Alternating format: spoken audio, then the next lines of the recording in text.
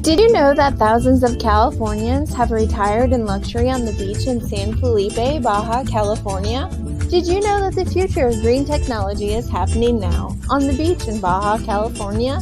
That you can own a beautiful sea view home for a fraction of what it would cost in the US? Did you know that the cost of living is 1/4 the cost of what it is here? Discover Rancho Costa Verde, an amazing cutting-edge green community on the beach at prices you haven't seen in your lifetime. Not a lease, not a timeshare, full ownership home sites with 180-degree sea views starting at only $22,500, with terms and financing that make it affordable for almost anyone. To receive additional information and learn how you can visit the property, call 1-800-211-7400. 1-800-211-7400.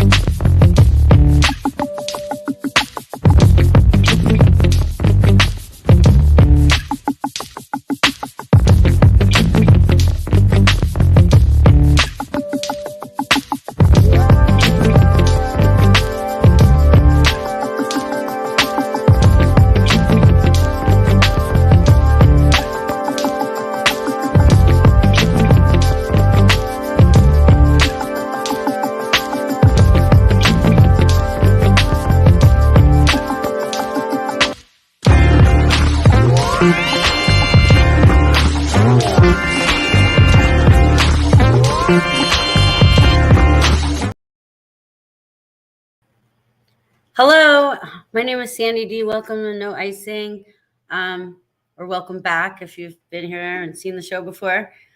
This is we're a little off schedule today because we are going live. We're live. Our guest is live and direct from Australia, and we're going to talk about it. We're going to learn about her culture and food, and just learn about like the lingo there, you know, the phrases. We're going to discuss some things. And to help me tonight discuss some things is going to be David William Myers. Let me bring him up here. Hello. Hi, Sandy. How are you? I'm great. How are you? Good. It feels weird to like be so formal. I mean, I didn't refer to you as by your last name, so it's okay. Okay, Mr. David. No, this is chill. This is gonna be chill night. So we're chilling. Let me bring up Jocelyn. She's our guest. She's waiting. We waited for weeks. Here she is. Welcome, Jocelyn, everyone. Hello. Good day. Hello. Good day.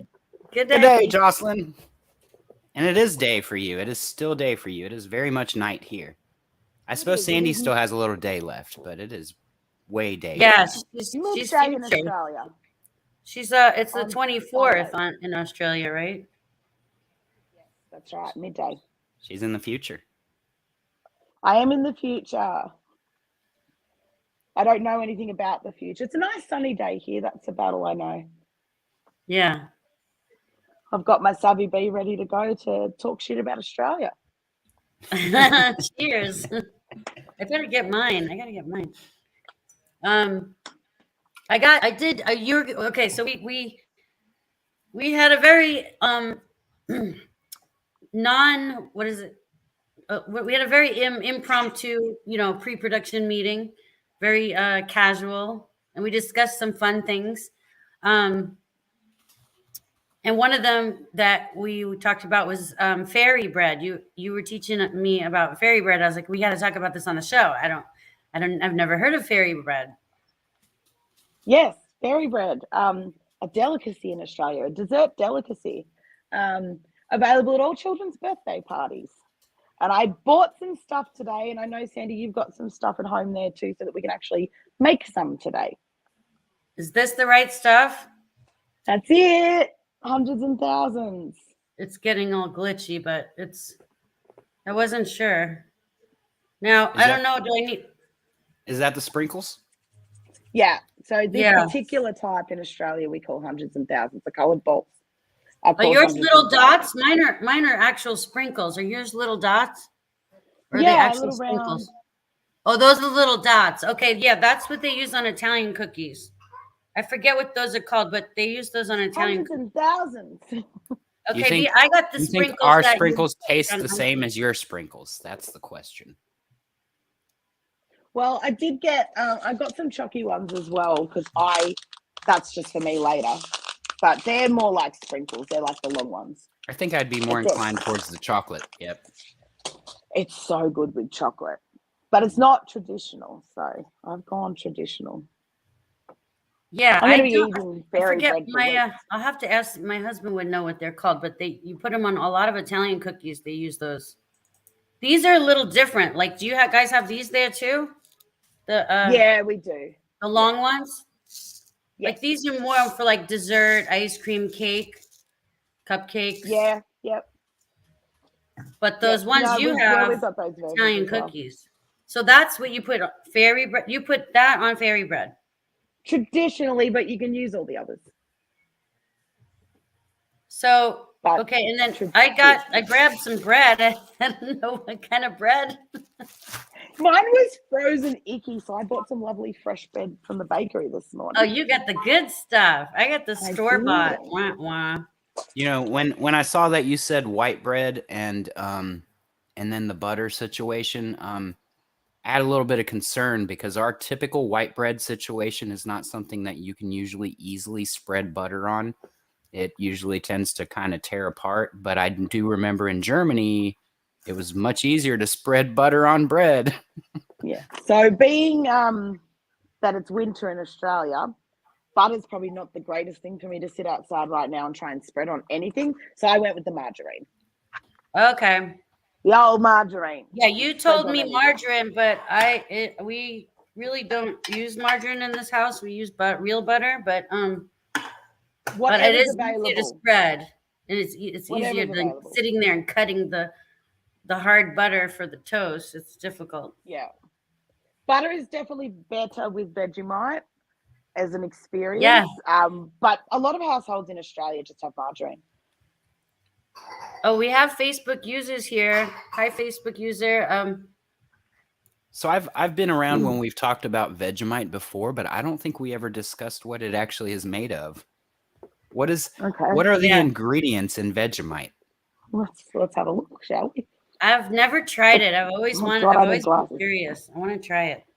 Ingredients: yeast extract from yeast grown on barley and wheat, salt, mineral salt, malt extract from barley, colors, flavors, and then your vitamin D, so your niacin, thiamine, and riboflavin. So it's a lot of vitamin D. It's all yeast from barley and wheat, and salt.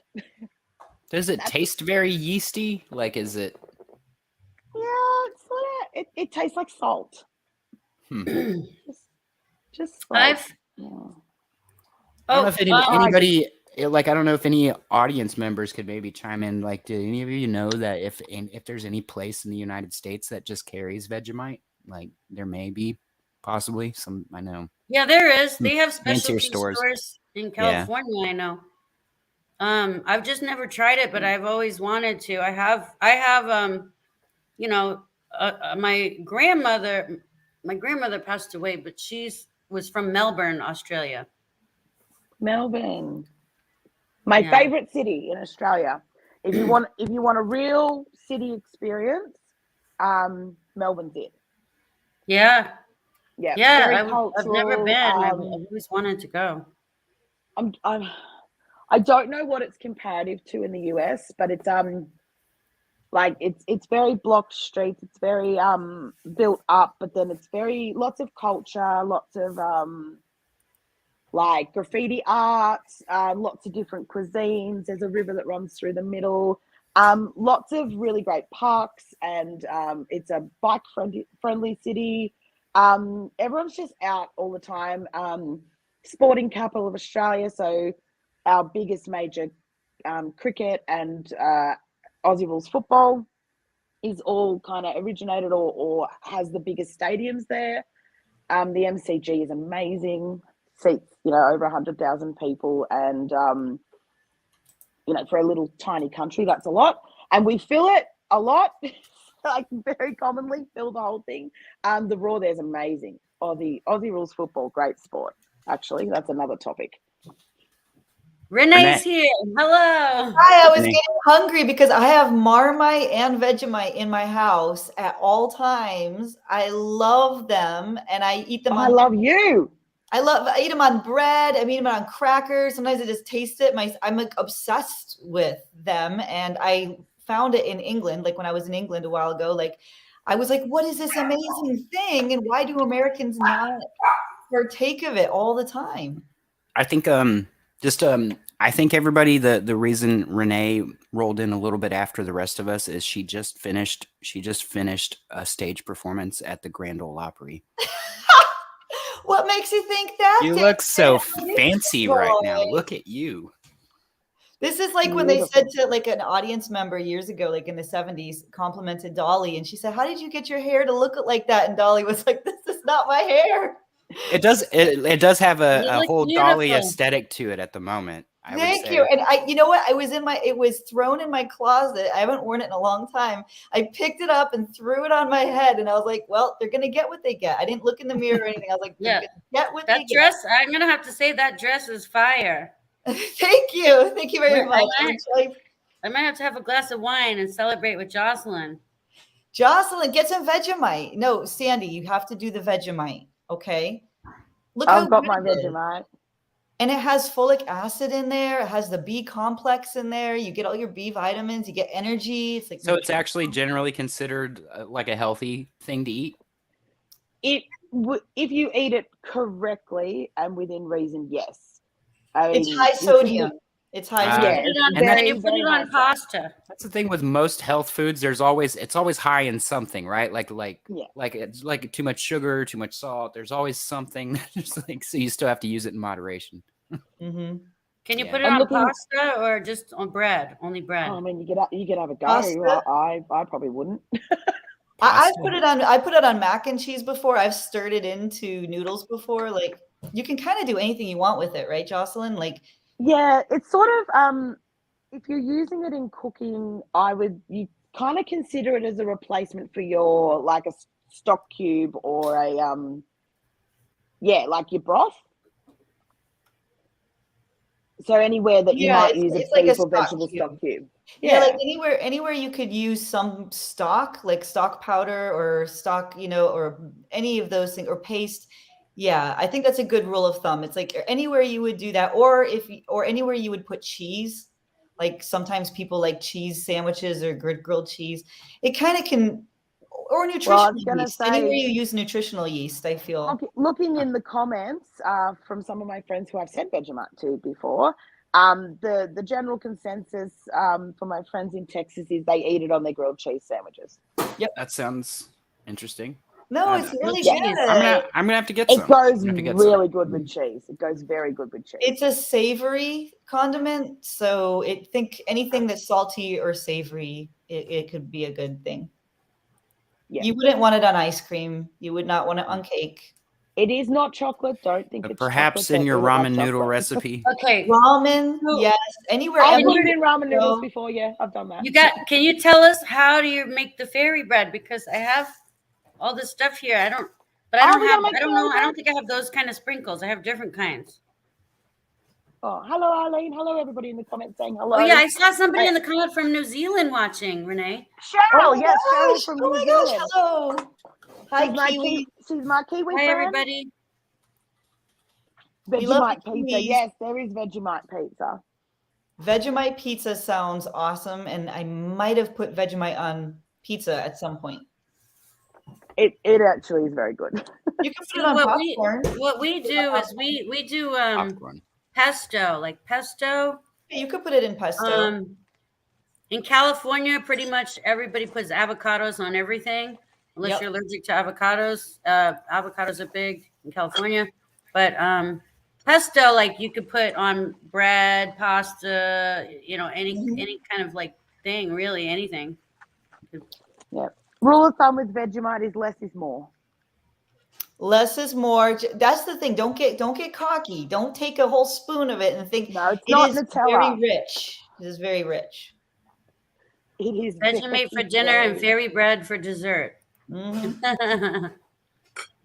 Pretty much. I'm doing it the other way around at the moment. Fairy bread first. Clayton, happy birthdays. Clayton's birthday's coming up. Happy birthday. Happy birthday, Clayton. We should whistle Twinkle Twinkle Little Star. There's my birthday's coming up as well, actually. Yep. Vegemite fairy bread.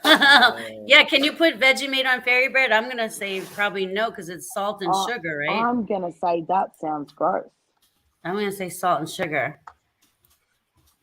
Yeah, I'm gonna say no. So Sandy, make sure that you're putting a decent amount of butter or margarine on your bread, because otherwise the sprinkles won't stick. Do you toast the bread first? No, not for kids' birthday parties. Okay. No. This is just bread. Okay. You cut them in triangles and you put them on a plate and you serve them at kids' birthday parties. Kids love it. Okay. Love it. But yes, the chocolate ones, because it's kind of a bit of like a Dutchy background thing. I can't remember what it's called. Sprinkle into something like that, and they have like all different flavored sprinkles. And they put them on toast. Yeah. So I put sprinkles on toast. One of your friends, Facebook user, said, "Be brave like Jocelyn and do Vegemite shots." Ooh, I never heard of Vegemite. Is that one of your friends? Somebody that knows you? Johnny from Texas. Okay. Hi, Johnny from Texas. We love Texas.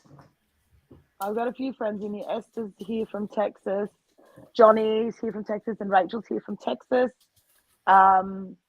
Robin's from Melbourne.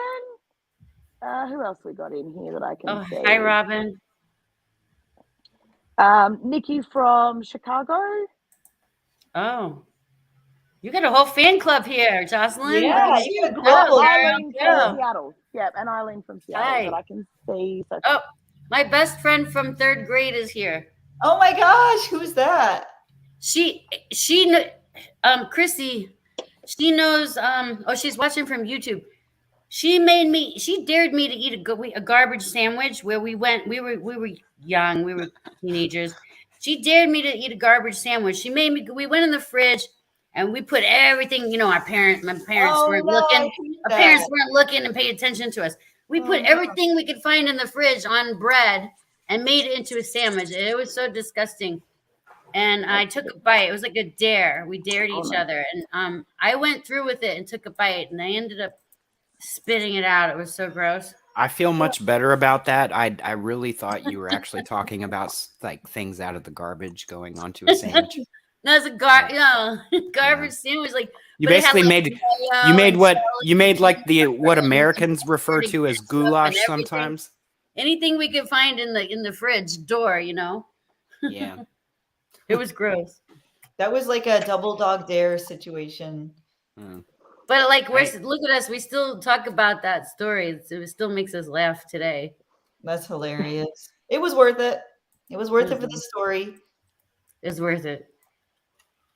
Okay, so you get the bread, you put the margarine, and then okay. And then there's a couple of different ways. So you can either pour the hundreds and thousands out onto the plate and like dip it so that it covers if you're making a lot of them. But because we're not making a lot of them, I'm just going to sprinkle it on and spread it out.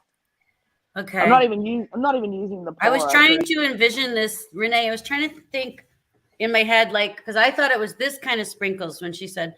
So I'm thinking, does it melt in the toaster and then it becomes like rainbowy? I was trying to figure it out in my head. I feel like there's a little bit of a. It's got to be crunchy. No mayo. I feel like there's a little bit of a like manufacturing fail in a way. Like they could have put like one of those seasoning tops on there too, like a little plastic thing with a bunch of holes in it, so you can It has one. I skipped it does. It was okay. I need more than that, so I skipped it. You're like, yeah, this is too slow. It's That's like way when you're too at slow. it's like when you're at the Italian restaurant and they're like just tell me when on the Parmesan, you know? It's Say like, though, they all put right, just big keep holes going. on it. Keep going. Okay, yeah. I know in Australia what we Yeah, I use them love for, but they those. put I big prefer holes on it. those. I think I like those sprinkles. Okay. So I've got about as much that'll stick on it. Yeah. Wow. Yeah, that looks so good. Wow. It looks so pretty. It's so crunchy. I'm gonna It's eat a some. rainbow sandwich. And you eat it just like that. No toast. Okay, Oh, I had it yeah. all wrong in my head. I'm learning. Now I want one. It's So- really good. I'm like, Good? I have, you know, I have questions. All right. So in sprinkles, because I'm not typically a sprinkle kind of person. Like it's just not my gig. Are the different colors, different flavors, or is it like Fruit Loops where they all taste the same? They just make them different colors and people think they're different flavors? Yeah, they're not different flavors. It's Wait, just sugar. Jocelyn, this has to be one of your. Is this? I'm not sure who this is. Facebook user. I was dared to eat a Little Debbie snack cake with sauerkraut and mustard. Sauerkraut and mustard. Let me see who said that. Ah, Rachel. That sounds so Yeah. gross. Oh, that And was Rachel Brown. okay. Hi, Rachel. We probably need to cut it into triangles. How did Cut it better in taste, triangles. Rachel? Did you ever want it? Did you ever get a craving for it again? Like a Reuben sandwich between two Rice Krispie treats. I don't know. Do you guys put like Lay's potato chips? Do you guys get Lay's out there? Put Lay's potato chips on a sandwich with like your cold cuts and your cheese. Sandwiches. Is Salt there and vinegar any? chip sandwiches are I the best. don't imagine there's probably almost no country in the world that doesn't have Frito-Lay products. Probably. So we don't. They're not Like called more Lay's corporations here. that own the They're world. called actually. And then we have another ruffle chip equivalent with a similar logo called Smith's, and that's probably our biggest one. I think, you know, I remember from Germany too that there are products that we have here that just have a different name here than what they did in Germany, but it's the same stuff. Like I remember Twix in Germany, Twix candy bar was called Rider. So it was like Raider. That was the name of that, but it was the same candy bar. We've got a lot of things like that as well. And there's some confusion as well. There was one example, I was having a conversation. I kept talking about Mars bars. I'm like, I love Mars bars. Mars Me bars too. It's my are- favorite. That's my favorite. But they're different there. So, Really? so we have a chocolate bar called a Milky Way, and we have a chocolate bar called a Mars bar. Mhm. And I can't quite remember, but I think that your Milky Way is similar to our Mars bar, and then our Milky Way is different. again. Mars bar has nuts in it and nougat. No, and- yeah. So ours doesn't. So ours is just. Yours is the it's- opposite then. Yeah, yours is the I opposite. think it's the same as your Milky Way. So it's just like it's a layer of nougat and then a layer of flowy caramel on top, wrapped in chocolate. Yep, that's Milky Way, I think. Yeah. Yeah. Mm. So a Milky Way in Australia has no caramel. It is literally just fluffy nougat wrapped in chocolate in a smaller bar. They're like children's version. That's our Milky Way. That is so weird. How is that possible? Like, I guess they just think that locality people would prefer it that way, and it's all marketing, you know. Yeah. So I had a friend that said to me, I hate Mars bars. I hate Mars bars. I'm never going to like your Mars bar. So I sent her a Mars bar and she's like, oh no, I love that. I'm like, That's not, yeah, that's not what you think of as a Mars bar. Yeah. Yeah, Mars. Oh, the American Clayton version of loves Mars. potato chips on his sandwich. They discontinued Mars bars in America and they relabeled it as Snickers Nougat or something. I forgot, but they changed it. So there's no more Mars bar in America. I didn't even notice that. Oh, That I showed- didn't know I that. don't It was my I don't favorite eat it. Mars bar, and then it just disappeared. It was gone. I don't eat enough candy, I guess. Yeah, There that's was- probably for the best. That's good. Don't be like me. Don't I live my remember life. I used Don't to. be a sugar person. Yeah, I used to really like Three Musketeers, but then when that same company started to make the mint flavored Three Musketeers, ew. I started to taste mint in the regular Three Musketeers, the one that's You had not supposed. PTSD from it. I don't know what it like. It was just I think maybe that there's a hint of mint because maybe they don't retool their equipment when they're running the other flavors. Maybe Maybe. I think that maybe there might be a hint of like like cross contamination, I guess, on the mint. That's kind of scary because you wonder what else that might be true of. Yeah. What other ingredients? I don't know. And And, so somebody said in the thing, fun fact, Fruit Loops and Fruity Pebbles are banned in some countries because they're dyed. The red. That's true of Gatorade I too. saw Gatorade that. is outlawed in Europe. You can't get Gatorade because that dye is a carcinogen. So my knowledge and belief of that, because we do have Fruit Loops, we don't have Fruity Pebbles. Wait, I believe that most countries have adapted the dyes to use the acceptable dyes. So when you come to my country, the things that you're used to tasting or seeing may not look or taste quite the same. Right. Because yes, there are, I know England and Europe especially, there's a red dye and a yellow dye that you guys still use that they don't use at all. And I just can't quite remember if Australia's on one side or the other, but I think that we've gone the European way. A lot of our stuff is, a lot of people say to me, when our sweet things are sweet, they're sweet. But when we, like general comparison, our chocolate and things like that is not as sweet. Mm-hmm. That real kind of forward sugar taste is not as prominent. They use in less most sugar things. than they don't use sugar. Like I'm pretty sure Sandy's fairy bread will be blowing a mind because Australian bread has less sugar in it than US bread.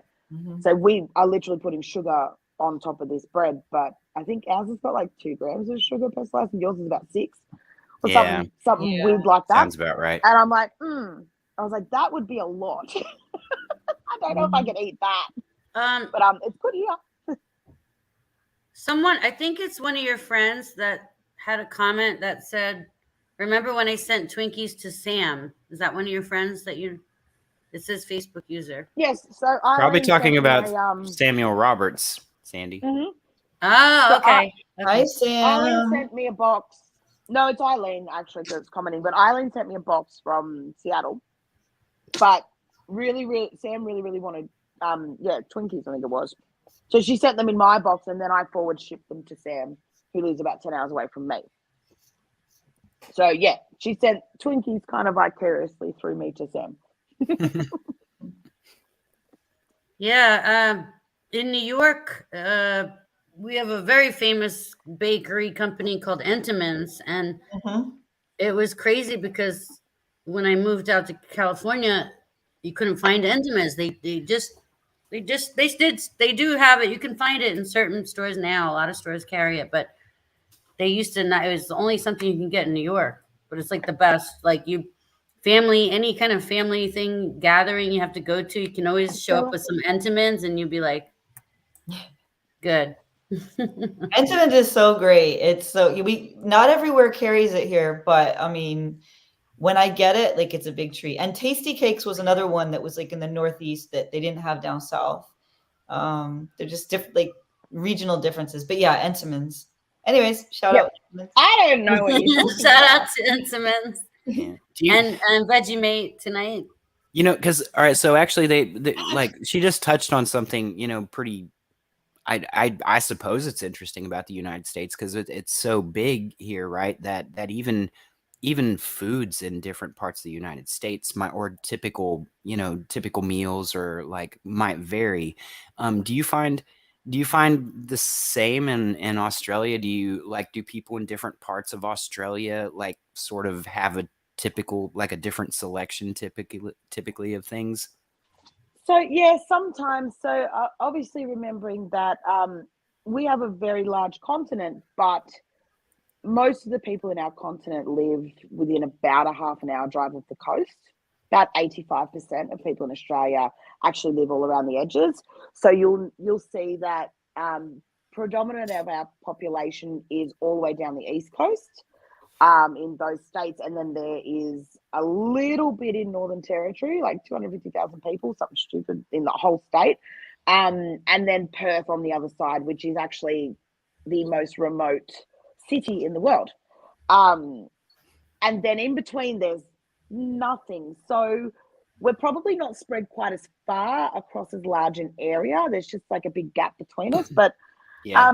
South Australia, so the state that's in the centre bottom half of Australia, they were a free settled colony. So there were some cultural differences that came through. There's some slight language differences or accent differences that are very unique to South Australia. And there's some food, especially from England predominantly, that kind of shone a bit brighter there and hung around a bit longer that you don't see so much everywhere else. It's similar, but just slightly adapted. And then a lot of things, like we call some things different things in different states, depending on how far away you are from each other. So like for example, I'm trying to think of an example. So when I get fish and chips, I would get a potato scallop. So it's a scalloped kind of potato battered fry. Right. In the lower states below me, they would call that a potato cake. So just little things like that are a little bit different. Yeah. But and then also regionally, you'll see a lot of our because Australia is very multicultural. And then we've got that European background, and then the Indigenous people sort of prevalently coming through. So yeah, see, Robin's in the comments going potato cake. See, we'll argue about it all day. You get a little bit of like a melting pot situation happening there too, because of the Aboriginals, and then also the fact that Australia was settled by different cultures. So that's and then we also had a huge influx after World War II of European immigrants, and then a further influx when we ended a very racist policy in Australia, but we won't go into that, in about the 1970s, where we got a lot of the Southeast Asian, Asian and South Asian populations coming through. And currently, with the climate in the world, we get a lot of East and West Africans. Sudan is a very large population in Australia, usually from a refugee pathway, and then a lot of Middle Eastern. So Iraqi, Irani, as well as Afghani, and they bring their foods with them. And in the cities in Australia, you can get really, really authentic foods from the Asian part of the world, because we're so close to them, especially Southeast Asia. Thai food's amazing. Indonesian food, Filipino food, and it's pretty authentic. Chinese food, not so much unless you go to a city, because like back in the 70s, Chinese immigrants kind of adapted their food to Western culture, so it all got blended down a little bit. But I went to a great Chinese restaurant in Adelaide, and it was very authentic, and the Szechuan peppers just blew my head off. Everything was hot. I was like, this is not what I'm used to in Wagga Wagga. yeah. They don't make Chinese food like this in Wagga Wagga. But it was really interesting. But I have to catch up with your even- lingo. With this comment section is going crazy. It's lit, Renee. Your friend Robin said so many. I can't. She said keg box and slab, and she's something about a Tim Tam shot. Tim Tam slam. Oh, I love Tim Tams. I love Tim Tams. Renee, have you ever done the Tim Tam slam? I've never done the slam. Talk about the slam. Okay, so you get a hot beverage, and that's depending on what you prefer. Coffee, tea. Tea wouldn't be as great, but coffee or like hot chocolate. In Australia, often we'll use a product called Milo, which is like a malt chocolate drink. Oh yeah, I love Milo.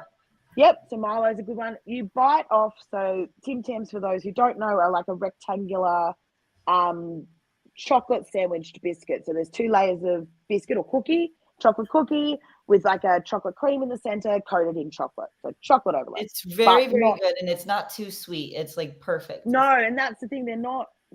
I think they're sweet, but a lot of my American friends have said they're not that sweet. Right. And I'm like, I don't know how they're not. Like, there's chocolate upon chocolate, but again, it's that difference. Right. So what you do is you bite off, Renee. You bite off the 2 diagonal corners to expose the biscuit, and then you stick one end into your hot drink, and you use the other end like a straw, and you suck the hot beverage through the biscuit, and when you feel the warmth hit your lips, you slam the entire biscuit in your mouth, and it just completely disintegrates. What? It is I want to do like this. I wanna orgasmic. do this. You know what it? So good. You know what it sounds like though.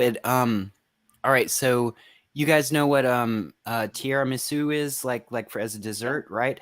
It kind of sounds like that kind of thing, and especially if you have the Italian version of it where it is like soaked in like espresso instead of a rum Yeah. situation. It kind of sounds like that, you know. It's It Yeah, sounds so if you do interesting. it with coffee, you get that very like that soft, cakey, creamy, melted chocolate and coffee. you know what? I'm not a David? coffee drinker, so I usually do it with Milo or hot chocolate. Yeah, you know what, David? It's like it's kind of like imagine an Oreo meets tiramisu. It's something something a little bit similar to that. That's Sounds the good. best, but it's its own thing. It's a Tim It's Tam. its own thing. It Yeah. really is. And like you would know that. The only thing that anyone in the world has told me it's even closely comparable to would be England's penguins. Mm-hmm. Yeah, Yeah. Same So it's idea. very similar to penguin biscuits in the UK. Yeah. But I haven't found anyone in the US that has been able to tell me that it's like really similar to another product. Mm-hmm. It's not. Which is so funny because it is literally just chocolate biscuit with chocolate cream covered in chocolate. Like we've got millions of different versions of that here. Tim Tam's the best, but it's just so funny that it's not a big thing. I remember a lot of the sweets in Germany, and let me tell you, Germans love their sweets, like for sure. German chocolate is something to behold. But definitely a lot of it was way less sweet than what people typically eat over here. Like, you know, and it was more savory in my opinion. I'm not the biggest fan of sweet things, and if anything, I miss some of the things that I remember eating in Germany. John Duncan's here from Australia. Josh, You can throw a stone and hit him. You guys are so close. I'm a little further away than that. There's my state. There's an entire state and an ocean between us. You're still closer to him than we are. Yeah, I am definitely closer than you guys are, but I would have to drive 5 hours to Melbourne and then catch the boat or a plane, maybe an hour and a bit plane ride, or the boat overnight through the Bass Strait. What do you guys think about Tasmanians? Are there stereotypes about Tasmanians? we need John Duncan here to have a voice. That's true. We need John's not here to defend himself. Yeah, he's the one. Because that's what I love about this. So, now's your opportunity. He says Josh is the only human who could make a Tim Tam slam sound like a scientific and noble pursuit. It's like poetry, the way she describes it. It was. Tim Tam. I'm learning so much, David. A Tim Tam. Tassie is cold. So there's Tasmanians, mainlanders, and it's a very distinct thing. Right. People don't take a lot of notice of Tasmania. There's a few jokes for Tasmania. It's like, hey guys, we're down here. We're like, shut up, Tasmania. You don't have a say in this. You're not a mainlander. Few jokes about the old, you know, they're a Tasmania if they've got a scar on their neck. Everybody's related to each other. The progressiveness of Tasmania is still somewhere in the early 90s. They do their own thing. And that's okay. Yeah, John Duncan said, "Josh, be nice." He said, "Josh, be nice." Feel free to. John, mate, I know you've got makeup on to cover your scar, right? Come on. You can count the people you're not related to on one hand, mate. But I love you. I follow him on the Eugene Report. That's how I know it's winter over there. Otherwise, I wouldn't have known. Yeah, I'm lucky it's sunny today because it's been really cold this week. But the sun's come out, and so it's not so bad. Where I'm from, if the sun comes out, it's pretty good. The sun isn't out. Wait, you're in which part are you in? So Sydney? I'm in the no, I don't. I'm part of the 15% of Australians that don't live within a half an hour drive of the coast. So I'm in a town called Wagga Wagga. Wagga In wagga. the Okay, that's yeah, the coolest. That's the coolest noise I've ever heard in my life. She says it like it's just so casual. Like We gotta. Yeah, well, I love it. I live in. I live in Wagga Wagga. What? Wagga Wagga. It's like Ashtabula. You know what Jay Thompson says? Ashtabula. So Wagga Wagga, which we call Wagga for short because we're Australian, we shorten everything, is a fairly large inland city town. And it is in the state of New South Wales, which is the same state that Sydney is in. Okay. So Sydney's our capital.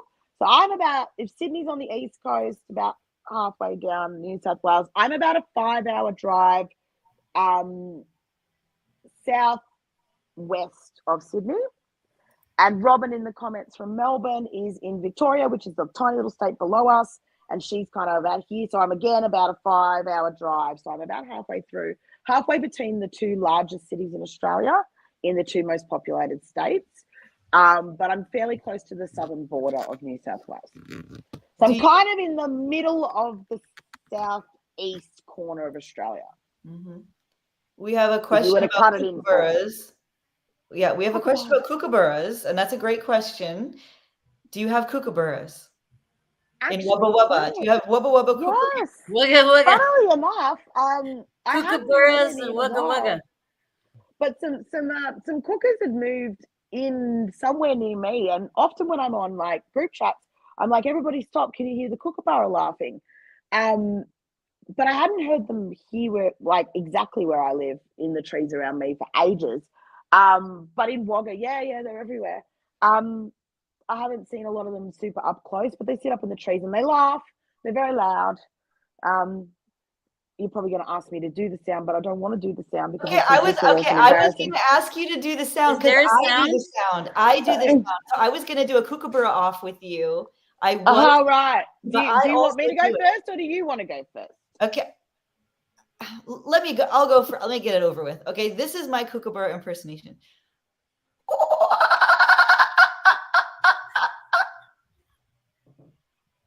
Oh, yours actually sounds better than mine. That's pretty good. I gotta add David. Wait, David needs to hear it. Wait, hold on, David.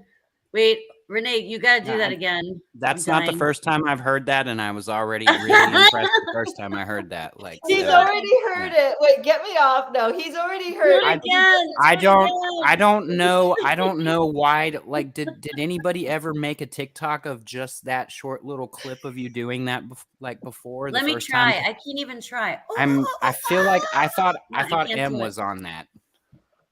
I feel like it. That's really good, Renee. You're really good. Okay, take me off the screen. Robin thought it was do it one more time, Renee. One more time. Okay, I'm gonna do it one more time. And then Jocelyn, you gotta do yours. I'm gonna savor this one. Jocelyn's gonna be bad. She said it was pretty good, but I'll do it again. Yours is pretty good, yeah. That's good. Somebody else said I'm spot on. Somebody else said that was Robin and Melvin. It really sounds like I would hear that at the zoo. I feel like I would hear that. Yeah, and it sounds a bit monkey. The thing of this is like their name kind of comes from their sound, so you get that really good. It sounds like a monkey almost sound. Yeah, but it's got that. David, what you got? Yeah, it's not that cadence. I don't think I got anything on that. Jocelyn's gonna do it. Wait, Jocelyn's gonna do it. Highlight I can't do it, but as I said, okay, Jocelyn, you ready? It's like she's doing it. She's doing it. Kind of sound. Yes, that's it. I love it. I do that one. That's my sound. I think, and there's I think that's funny. It's so cool, and everybody said it was spot on, and that we shouldn't be embarrassed. That was so awesome. That was the funnest minute of television, I think. That was awesome. Been a part of. It's making kookaburra sound. Wait, I could do. There's a song about kookaburras. I could do an owl. There is a song about kookaburras, correct? Kookaburra sits in the old gum tree. Mary, Mary, king of the bush is he. Laugh, kookaburra, laugh, kookaburra gay, your life must be. I love that. Hey, speaking of the only Australian music I listen to is John Duncan, and he just got a new album out that I just listened to Right. the whole thing. It was so freaking beautiful. Sandy. I need to listen Sandy, to it every I day. know you're not telling the truth, Sandy. I know for a fact you listen to Samuel Roberts, and Samuel Roberts That's right. gave you Oh, an that's intro. right. That's right. Oh, He I gives the listen to intro him. for Get Salty. That's right. I listen to him too. That's right. Well, this is more like this new album he put is like children's music, and it's like, you know, the kids dig it. Like it's all the songs I grew up listening to, you know, my parents sing around the house. Like it's really cool. It's really interesting because, you know, I guess because my grandmother was from Australia, my stepdad knew all those songs. So when I heard the album, I had like a deep connection because I was like, wow, that's amazing. Like I know all the songs. There are more Australian artists being successful in the US than people realize. Don't ask me to come up with. Somebody Google that. Google You know, like Australian. I think Izzy Azalea, Gavin. I mean, I think a huge part of the problem is that until we hear them talking, we don't know they're Australian, you know, because everybody loses their accents when they're singing. Mm-hmm. It's true. Exactly. I never understood that. Why do we lose our accents? I don't know. It's because like there's singing- only singing like a is such small space. selection of songs New where you can tell York, somebody's New accent. York. Not a lot. Yeah. I don't know.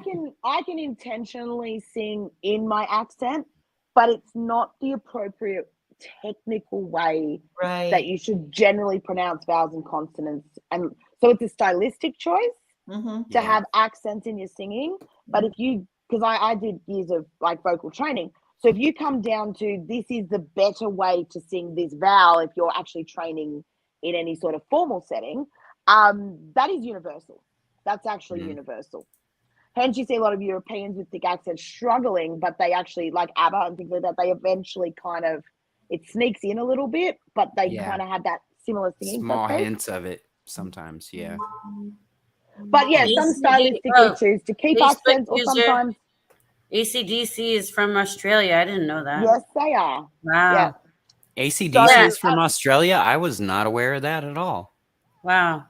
Second biggest fun facts. We're getting all the fun facts. And also, yeah, check out Samuel Roberts' music. He's amazing. He did the soundtrack for Getting Salty show with Sandy D. So it's amazing. So yeah, definitely follow him too. You know what? I did not expect Renee to be here actually, and so I don't want to miss this opportunity. We were talking about we were talking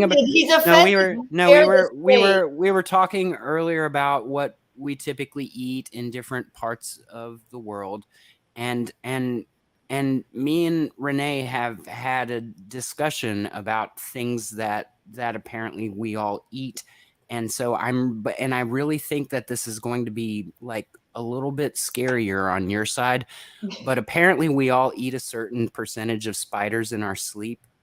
We do during our lifetime, and I've heard that spiders are really big in Australia, and I've seen some videos, and I'm just thinking like do you sometimes just wake up full in the morning and you're like, I don't really feel like having breakfast? Like you have tarantulas that you swallow in the middle of the night. We don't have a lot of tarantula breeds that are native here.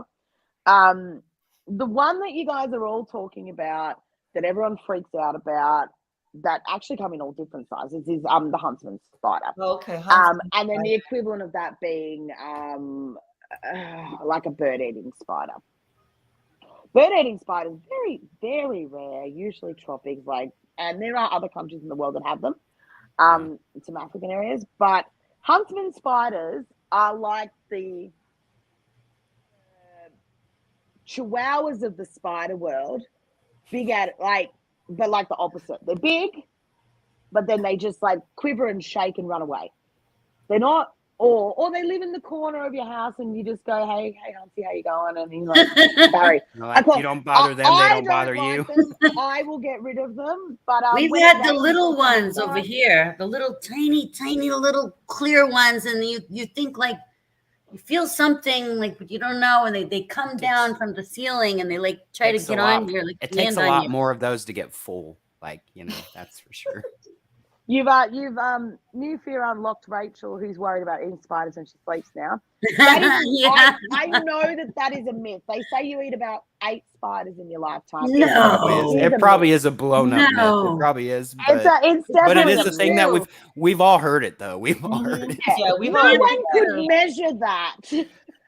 How would you know? I know, like, do we like? I don't know. That would be very difficult for us to realistically Yeah, you're right, actually Robin. know. Husbands are more How could scared you of us. ever know? Yeah. But John that's Duncan- why it's scary, because we don't know. We don't. It's the not knowing that's scary. It's it's Yeah, probably more than less anything. that topic is less explored than I outer think space I've and the inhaled a depths of few. the ocean. I know I've inhaled a few fruit flies, like where you like. Yeah. Oh, Oh, I I ingest fruit my and you share of just, like, gnats all of a sudden every you go year. right up your nose. yeah. You're like, ah. We're currently in gnat season here in Georgia, so and I hate them with a passion. In fact, if you guys see me like freak out, there's one in here that's been bothering me. Like just one. All it takes is one. I know I've definitely They're eaten more scared of us. at least 10 blowies in my lifetime. I reckon I've eaten at least 10 blowies in my lifetime for sure. I feel like that's an Wait, underestimation, though. now, like because there's going to be all those that wait. you weren't aware of. You said blowies? Yes. Okay, there's- in America that I means knew something that's what it entirely was, I different. knew it. Okay. That's it. That's a good. That's Okay. a let's talk about that. What is that a gnat? Is that what you refer to It's as a gnat? It's a blowfly, Okay. Okay. which is like, yeah, your basic black housefly, but like a little bit. But the blowflies are like a little bit bigger. Mm-hmm. The Mm. huntsman. So they come out more in summer, but all the regular ones, yeah, Blowfly. they'll fly into your mouth, and then you get to a point where you're like, well, we don't have a choice now. It's just got to go down. Like it's not coming back. So you just go, okay, and you just swallow it and see you later. Once it starts to disintegrate. Yeah. Rachel Brown says I unlocked a new fear in her, and now she's worried about eating spiders in her sleep.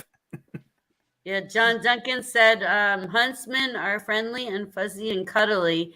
They look like the biggest, scariest bully in the school you ever saw, but they are harmless. Yeah, look, they technically can bite. That's it. No venom, and look, they wouldn't bite. So, like, they're polite. Yeah, They're polite about look, it. Yeah. Look, some people in rural areas, my friends on farms and in rural areas, they'll leave them in their homes.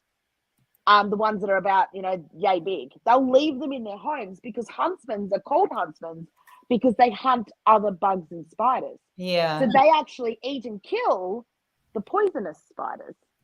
Oh. Yeah. So if you want to have less bugs and spiders in your home, Right. having a Mr. Barry Huntsman floating around, that's going to scare off everything else. Yeah. But I personally am like, from Australia, I'm very fearful of spiders. I hate them. I can't do it. I'm very lucky where I live, and I don't know why. I've got a few garden blackies out here that I just name and I leave them the hell alone. But inside, I've had one. I'm just looking at Renee's face. I'm in horror. I'm worried for I've had Renee one tonight. I don't know. David, you started about this, 4 years. David. I'm not sorry. me. I couldn't help it. Sorry, Renee's here, and I I don't know haven't if she's been on a asleep. stream with her in a while. And Thank and you, like, David. I And knew that it was. David and I have. I knew David talking and I about have Australian agreement. spiders was going to be like a step above what we already talked about. So yeah. Well, I talked about it with John Duncan when he came on It's Casual, and he said that he grew up thinking of America as having the tarantulas and the big spiders, and that he never thought of Australia being the culprit, Interesting. Yeah, I thought that was really funny- interesting, right, Jonathan, he's here. Jonathan Duncan. One of the funny things I've had just talking to a lot of people in the US over the last few years through COVID, a lot of the conversations I've had with people, everyone comes to me about the spiders. But every single person, the spiders was a big. It's a big deal. It's one of I never knew. Like multiple learning people so in much. the US on these group chats will say to me, oh yeah, I got a spider bite from a brown recluse spider, or I got a spider bite from a black widow spider. I don't know many Australians that have been bitten by a spider.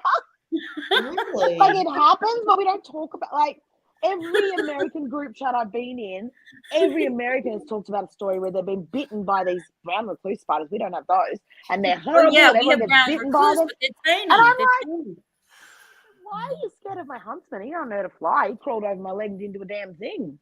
I freaked out, but he freaked out, and then I he ran love away. your And we were cool. accent. I love it.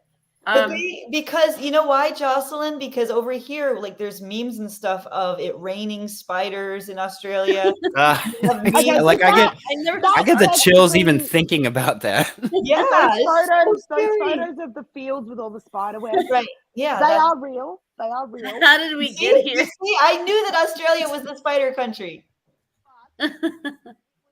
They were photos of a Rachel very Brown particular said, set I of feel like circumstances." you would know if you ate an Australian spider. I think you need a fork and knife to eat one.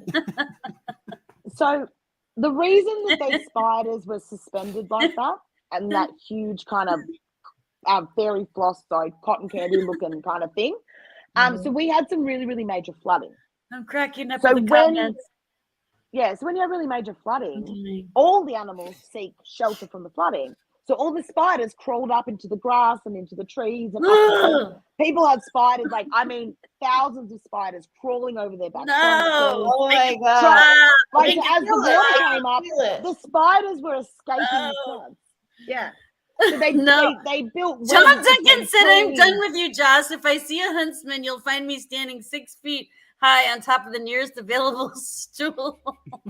I don't want to be anywhere near them either. But yes, there was near me, one of those photos that was shared all over online was actually not far from me after we had flooding in 2011. It was maybe within an hour of where I was.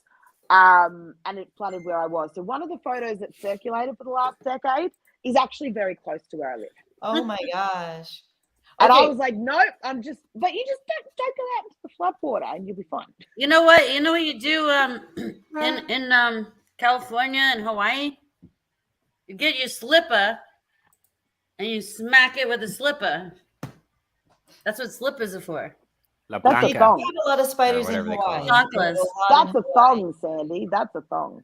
No, thong. that's not a thong here in America. America, Yes, thong it is. is something It's else. Definitely, definitely Yeah. not. We definitely don't call it a There's thong rap here. songs about it. So what are underwear that go into the crack of running out your of butt, time, Renee. like in Australia? What are those called? So the word is used for both only because of the cultural clash. But I would call that a G-string. Oh, Okay. G-string. Okay, That's yeah. fair. So a thong Okay. and a G-string are The like word is creeping in. So like a Okay. lot of the swimwear now, that's like that thong-based swimwear. A lot of Australians would call that, like they'd be like thongs, like swimmer thongs or something like that. okay. But generally in Australia, if you're saying the word thong, it's usually plural because there's two of them on your feet. Like we're talking about the flip-flops. That's what we're talking about. Oh, okay, I got it. And what They're is thongs. it with cane toads? Oh, so not where I live, but I'm in the state of Queensland. So that is the state above me, but it's like flipping huge. It takes up like that whole top pointy bit, and then kind of all the way down to that far off the map, sort of from Sydney. That's Queensland, and cane toads were gotta love the English. They had a cane beetle that ended up here off a ship, so they were like, well, we'll fix that. We'll get the cane toad in because cane toad is cane Right. beetle, because they live in the cane fields. So Queensland has a lot of cane fields, and the toads have now just taken over. So you're allowed to kill them, like do whatever you want with them. But they do at the pub I went to when I went up there a very long time ago as I'm performing. I was hired to perform at one of the pubs in a band for 2 weeks, like in far north Queensland, so tropical Queensland, and they had cane toad bases. It was so fun. So what they do is they get like a scrunchie or a hairband, different colors, and they wrap it around under the Cane toad's leg. toads are really big, so cute. There's so many comments. I don't know if you could see them, Joss. I can see the Facebook ones only at the Lank moment. Shaftesbury. Lank Shaftesbury. Joss, how do you smack them? The cane toads. Don't. Oh, that's so mean. Don't smack a cane toad. Oh, Cane yeah, toads are really they're big pets. and cute. They're so cute. Yeah, there's a whole documentary called Cane Toads that you can watch about it, and it has a theme song. And the theme song is like so cool. It's like cane toads are coming, cane toads are coming, cane toads are coming, I love ba-da-da-da-da. Yeah, there's a whole Yeah, thing you would about it. I grew up on cane toads. But Jocelyn, are they would like think. if there's that big of a population, they're actually a nuisance, I presume, in some regard. Like, They're an introduced species and they're ruining native animals. So yes, we Okay. kill them. Okay. yeah. The only reason they do cane toad races is to raise awareness to tourists. Can you because eat it's a very them? touristy area. No, they're poisonous. Oh, well, that's a shame. Oh, So they're they have poisonous. It's real poisonous waste. glands. Yeah, they have Yeah, poisonous like a glands. lot of frogs do, behind apparently. two of their legs. spiders. So Lily May is in Las Vegas and she talks about scorpions. Do you have scorpions in Australia? In Not the near desert? me, but we do in the outback. I believe that there are some scorpions. Yes, but Oh my gosh. we don't talk about them a lot. So I guess people talk more about the lizards and stuff out there. Mm-hmm. Oh, We do have in Northern California we have tarantulas, and I had roommates when I was in college. I had some roommates that were from Lompoc, California, surfers, and they said that they told me like there's certain times of the years when the tarantulas migrate and they go from the beach to like into the mountains and they cross the highway. So if you're on the freeway, you drive over them and you hear like a crunch. It could be the tarantula crossing, and I had a same experience. Well, I never experienced a tarantula crossing in Northern California, but I know it exists. But I did experience in Costa Rica.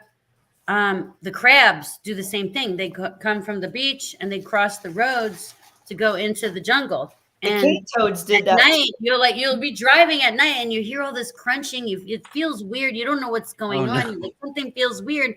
But if you get out and look, it's crabs. Mm-hmm. It's crazy. They do that in Athens, Georgia. They have these giant grasshoppers that are called lubbers, and they're just everywhere. So as you're walking around and as you're driving, there's just lubbers everywhere that you're crunching on. There's no way around it. Yeah. Oh, wow. We get locust plagues in the farmlands, and when it's like biblical locust plagues. Wow. Yeah, when they go off, they're fun. I don't even know how they have time to breed. They just And John Duncan said the snakes are more of a problem in Australia than the spiders. I haven't actually encountered with a lot of snakes.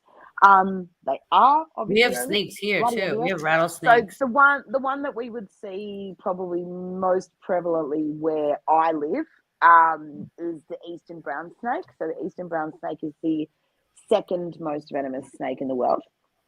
Wow. We also have the first, but they're out in the desert. It's fun.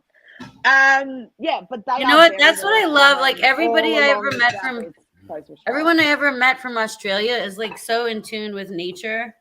Like what was his name? Steve Irwin. I was gonna say, mate, we've got Steve Irwin Zoo here. Of course we are. I love Steve Irwin. To that. I was so sad. His was... family is thriving. His kids are thriving. Robert's a spitting image, and Bindi's got such a beautiful family.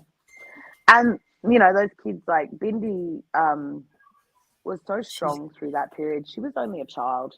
She was younger than 10. She did a speech at his memorial. Like, what an amazing child! What a poised and well-spoken child. She grew up watching her dad wrestle crocodiles. And Steve has a dad that wrestles crocodiles and he swims. A lot of people don't know, but Steve's love for that came from his parents. So his parents originally owned the zoo. His parents originally started their conservation journey, and Steve grew up with that. And so then it got to a point when his parents got to a certain age and they knew, they were like, Steve's the guy, we're going to put him to the front. Mm-hmm. So he was the one who created that persona. So I'll be honest with you, he died because then we all claimed him again. Australians would kind of shy away a little bit from Steve Irwin. because what we would see was this person that was intentionally being so over Australian. Like he was caricature of he the was, culture. yeah, he was selling to the world something that like Americans frothed on the crocodile. We didn't watch it. We barely watched that stuff. It barely even showed in Australia. It was all catered to Americans. Wow. Yeah. He knew I that's where believe the that. money would come from. He Yeah. knew the money would come from there, and then the money was able to then be spread around the globe and back to here to then fund his conservation efforts. So his personality and everything he did in that space and documentaries and all of the pageantry and all of the slightly scarier looking stuff that he really put to the forefront, which again, he was acting like, we would be like, you bloody idiot, you're going to die. It was a character. It was a character he was presenting. But what we learn more of as he passed away, and you see more, and you go to the zoo and you meet his kids, it actually wasn't. He was actually like he lived exactly that like that. all the time. He sounded like that. His I'm like a energy level Texan. was that. Steve Irwin ordered off Wish. He actually was that passionate. He actually, when you go back, when people, because obviously after he passed away, people started to talk more about his life, as you do on a bunch of television shows, replaying clips, people who knew him that maybe hadn't been on television before, including there was a very horrible interview with people that were with him the day he died. They did do a tell-all, which was just, I was crying my head off. It was so sad. I think that's really what everybody really ended up falling in love with was it was very obvious that he just generally loved animals, wildlife, just like he had respect for it. Like he loved them with a passion. Like that was something that was very apparent. Look, he had respect for nature and wildlife and conservation. He did some pretty out there things, and as I said, the purpose of that was to, I guess, give the world something entertaining so that people would get interested in conservation. So everything had an underlying conservation message, but he did, like, him and his wife didn't need to be going climbing into the river in the middle of the night trying to catch a crocodile. Like, there's full teams of people for that shit. Like, they take that very, very seriously. But like they But you know what? It's a bit for the camera. It's the best strategy, though. That's how you get the world's attention. That's how that drew everybody in, and that you have to have money to do what he did. You have to have money to do what he did, and you can chuck a fundraiser out there, and you can promote it brilliantly, and the whole world knows about it. But people still can't connect. And Steve was one of the most talented people. I loved him. That I was know one of my favorite shows. Knew how to connect with the world to get his message across, and knew how to connect with the world to get people to open their pockets. He was so good at it. He was a real showman. But he was really like that. He actually was really like that. And his wife too. She was everything. She would raise. They did it as a power couple. They did it together. They raised their kids. And Terry was an American. Terry was an American-born person. Yeah, and it was a family business. Like I saw his son on American TV, I think, earlier this year. And they're all grown up. They're all grown up now. He's all grown up, and he looks just like his dad, and he talks like his dad, and he acts like his dad. And it's a family business. And he didn't know his dad that well. He was not very old when Steve passed away. Like Robert Irwin's only maybe 18 or 19 years old now. And Steve passed away in 2006. He was only a baby. He was only a toddler. Wow. So it's just it's awesome to just see that the memory of Steve through the stories from his family had produced a human that is a spitting image of him and almost not quite, but almost the same level of like vibrancy that Steve had. Yes. Steve was something else. He looked like I don't. Does she have her own shows too? Like, is there a show or like I don't even know. I guess I don't watch enough TV. So there is a show out there called The Irwins, I believe, that covers all of them. But Bindi has been having a family, so she's been there, but not as prevalent. Robert's really gone into that role that his father had, and Bindi does make appearances with her bubbers and her partner. So he's an American, and he's just joined them. And Terry, yeah, they've got a couple of good shows going at the moment where they really delve into a lot of the work that they do and the day to day of what that looks like, which I think is really interesting. Like the Steve Irwin Zoo, Australia Zoo, is amazing. It's completely different to zoos you would normally expect, the way it's set out, everything. Like, he's done such a good job on that place, and his parents originally. And they all still actively work there when they're not promoting around the world. And a lot of the people that Steve had on camera with him that he worked with still actively work and do presentations. They've got something called the Crocoseum, where they actually do live shows in a stadium, and they do the crocodile shows and they do bird shows. And I've been a couple of times. It's a really cool place. Really cool place. Sounds nice. If you ever come I to look Australia, forward to if his miss. kids have a show. I would look forward to that. Yeah, I would love watching that. That would be cool. Well, Bindi used to have a show before he passed away on the Disney Channel and stuff. Like, she was singing, and she had like singing animals and all sorts of things. She did a bunch of stuff Steve had her set up for. What part of Australia are they from? So Australia Zoo, I mean, I don't know where he's originally from, but Australia Zoo is about an hour inland from a place called the Sunshine Coast, which is just above the capital city of Queensland, which is Brisbane. So right in the southeast corner of the state above mine. So where the Paintos are. Right down in the southeast corner of that very large state, they have a zoo kind of about an hour inland from the coast. So you can go to places like the Gold Coast, which is a must-stop area in Australia. It's like the California/Vegas-y kind of strip of Australia, where there's like high-rise, but it's like beautiful beaches and nightlife.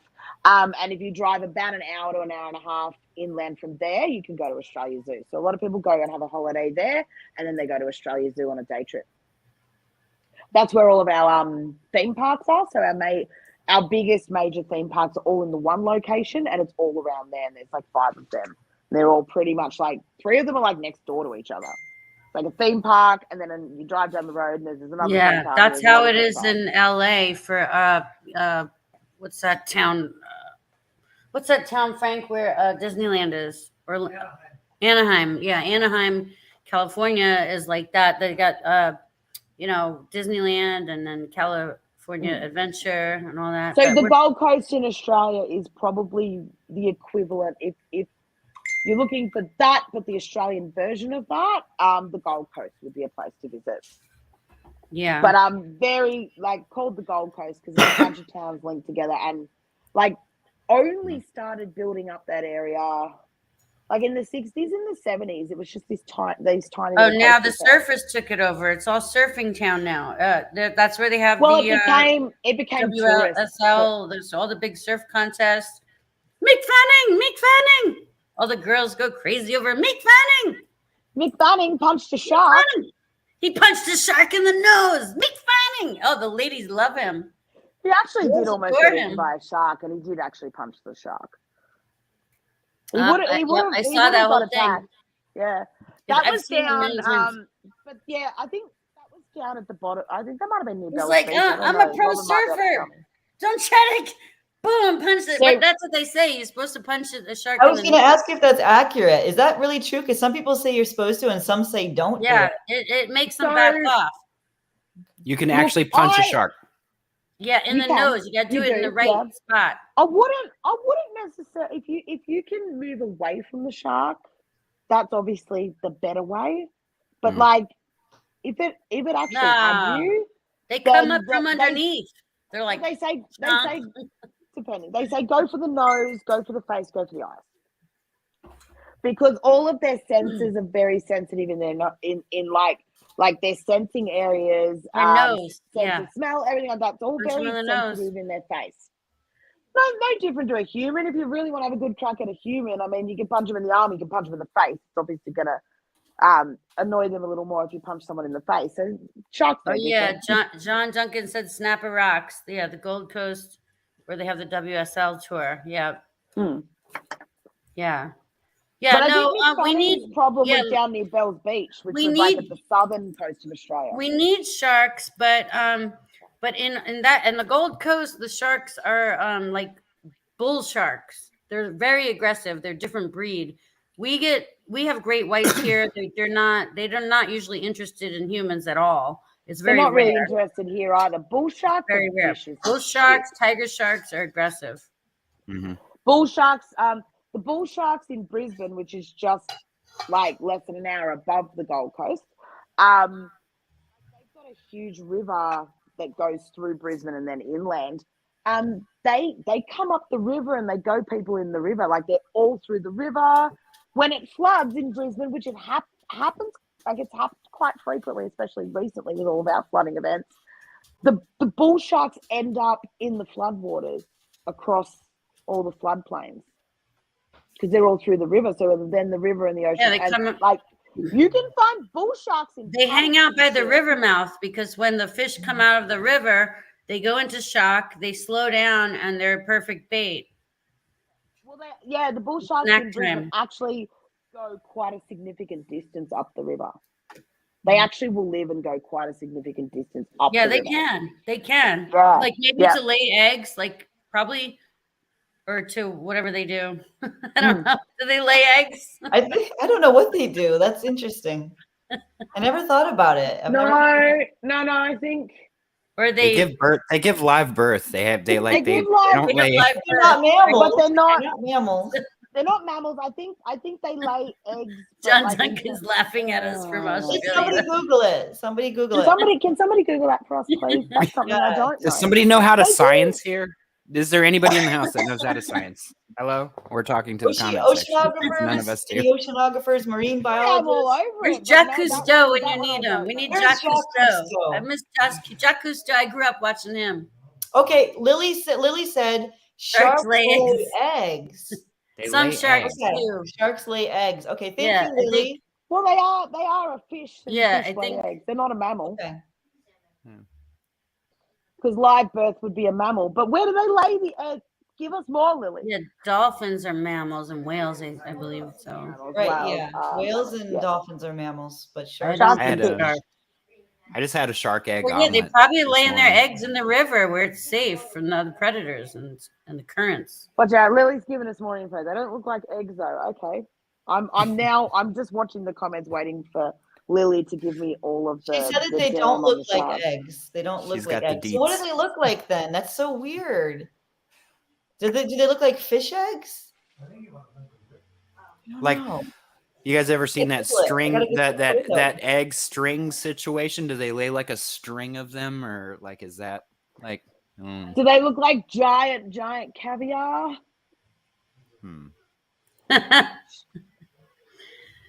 Pringles. Spiral look like shells. those Okay, spiral shells. That's Wow. interesting. You know what? The next time Wow. we have this discussion, we're gonna bring a marine biologist on board. Like we need an know, expert in the house. We need Like, Bindi. Can you get Bindi All on right. for us? Somebody Get find Bindi on my Bindi. show. Where's Let me Bindi? just drive 2 days and Yeah, find just- her. They all Just know like- each other. She's just like, We'll hey, find Bindi, come over here. Come over. I don't know how many times people said you're Australian, so you would know such and such. And I'm like, You know, everybody does I'm that like, with if I every. wanted I don't Australians, care always where people you're come out from. of America. I don't care Like, where you're John from. Duncan, People do I'm that. gonna come to Tasmania just to get you. People Just to have a get tendency to you, do And that. I'm gonna do the kookaburra noise in your ear when you're trying to sleep. Oh, yes, Renee. I'm coming for you, JD. I'm coming for JD. You gotta run. Just run. She just touched on something interesting to me. I like. All right, so it doesn't matter where you're from. Like honestly, it doesn't even matter. Like if you have some sort of condition, if you state something about yourself, people have this weird tendency to be like, "Oh my God, so and so's from Germany. Do you know them?" Like yeah. We're like, that's my second cousin. Like for sure, yeah. I mean, I'm lucky that I do know John Duncan. John Duncan and I don't know each other well, but we met through paths Yeah. along the way. So every time I'd speak to them, they're like, "Oh, you're Australian. You know John Duncan." I'm like, I mean, you're kind of lucky I know John Duncan because we cross paths because he lives a really long way away from me. So otherwise, no, I wouldn't know John Duncan. Yeah. Like, it's so funny. People are like, oh, you must be near Steve Irwin. I'm like, no, that's a 2-day drive. We mate. haven't even had all of the Georgia Nowhere near members. that. Not even all of the Georgia members of these various communities have met face to face yet. So I can't imagine. I really think there's an opportunity here in Georgia for sure to have like a really massive get together, because I feel like I sometimes think that maybe up to a third of the people that are in our community are in Georgia for some reason, or not, I don't know why, but that's yeah, they are.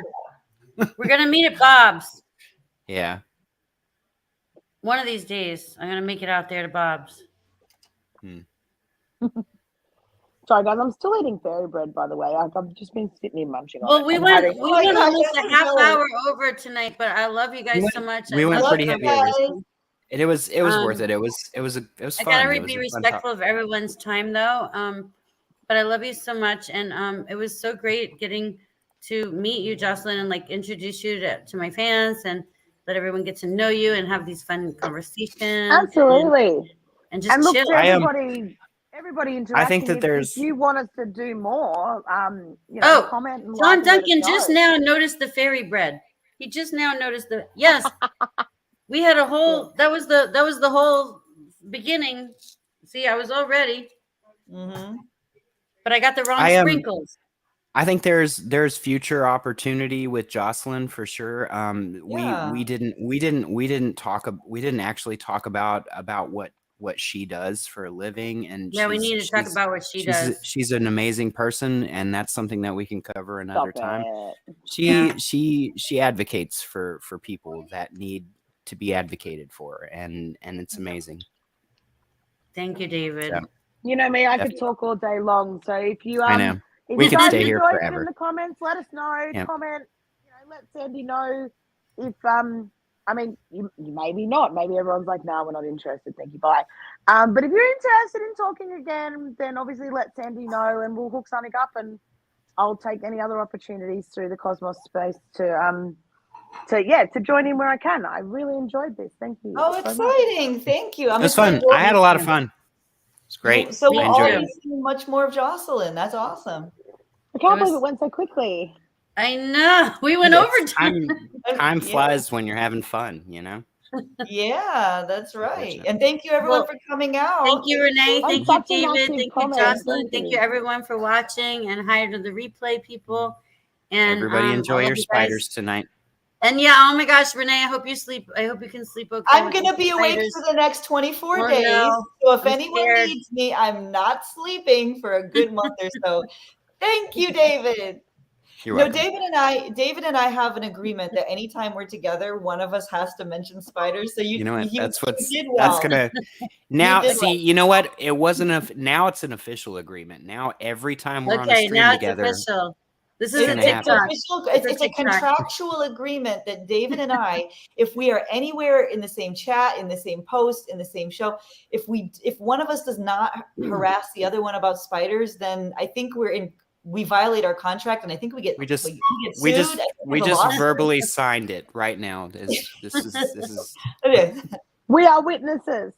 We have witnesses. It's very legal. It's gonna be a TikTok. Don't worry. This is gonna be let's say hi to all the TikTokers. Hi TikTok. Hi TikTok.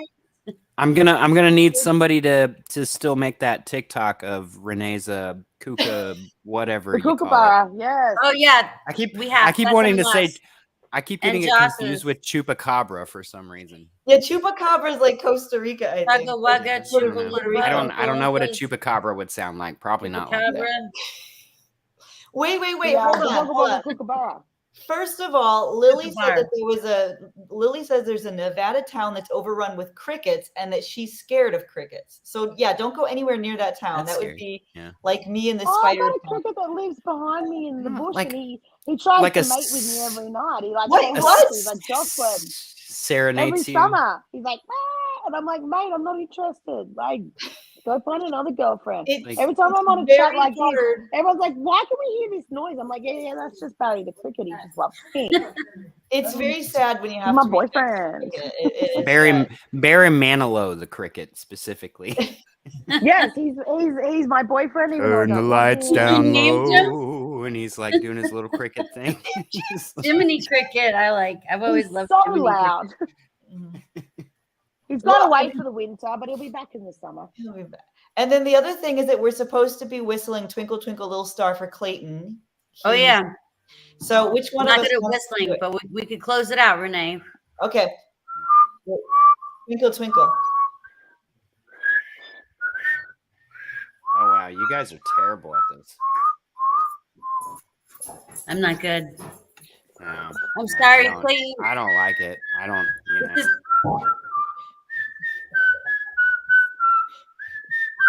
Someone's got it down. But there should be like a like when you Some have big a box in the background with break it down.